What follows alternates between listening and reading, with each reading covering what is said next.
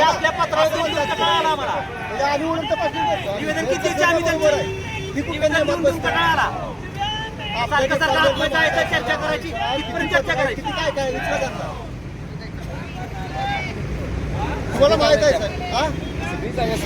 नाही बाहेरच किती होती एवढी सगळी लोळा तिकडे घेण्यासाठी आपण त्यांना हात बनवताय एकटा येऊ दे बाहेर खाली. आता ह्या माणसाने त्यांना काठी उतारायचा आहे, ह्याला चालता येत नाही म्हणजे ज्यांना बाहेर आले पाहिजे ना.